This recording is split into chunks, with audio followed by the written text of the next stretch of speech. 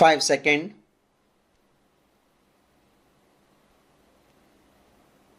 Start. India enjoys a very special relationship with Bhutan too and does not have any major conflict with the Bhutanese government.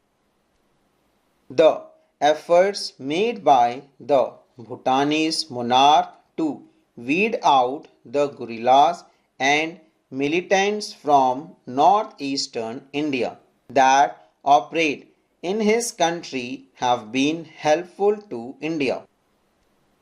India is involved in big hydroelectric projects in Bhutan and remain the Himalayan kingdom's biggest source of development aid. India's ties with the Maldives remain warm and cordial. In November 1988, when some Tamil mercenaries from Sri Lanka attacked the Maldives, the Indian Air Force and Navy reacted quickly to the Maldives' request to help stop the invasion. India has also contributed towards the island's economic development, tourism, and fisheries. You may have noticed that India has various problems with its smaller neighbors in the region. Given its size and power, they are bound to be suspicious of India's intentions. The Indian government, on the other hand, often feels exploited by its neighbors. It does not like the political instability in these countries, fearing it can help outside powers to gain influence in the region. The smaller countries fear that India wants to be a regionally dominant power.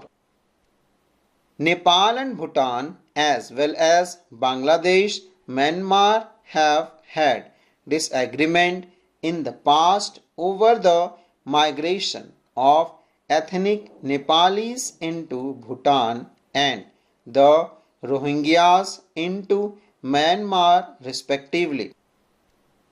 Bangladesh and Nepal have had some differences over the future of the Himalayan river water. The major conflicts and differences, though, are between India and the others, partly because of the geography of the region in which India is located centrally and is therefore the only country that borders the others. The states of South Asia recognize the importance of cooperation and friendly relationship among themselves.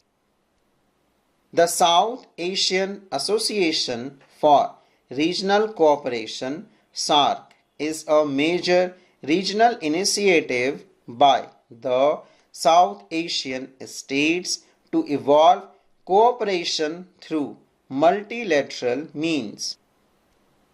To begin in 1985. Unfortunately, due to persisting political differences, SAARC has not had much success. SAARC members signed the South Asian Free Trade Agreement (SAFTA), which promised the formation of a free trade zone for the whole of South Asia. A new chapter of peace and cooperation might evolve in South Asia if all the countries in the region allow free trade across the borders. This is the spirit behind the idea of SAFTA.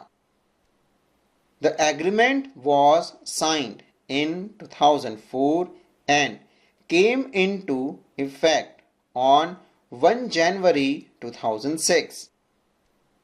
SAFTA aimed at lowering trade tariff by 20% by 2007. But some of our neighbors fear that SAFTA is a way for India to invade their markets and to influence their societies and politics through commercial ventures and a commercial presence in their countries. India thinks that there are real economic benefit for all from SAFTA and that a region that trades more freely will be able to cooperate better on political issues. Some in India think that SAFTA is not worth the trouble since India already has bilateral agreements with Bhutan, Nepal, and Sri Lanka.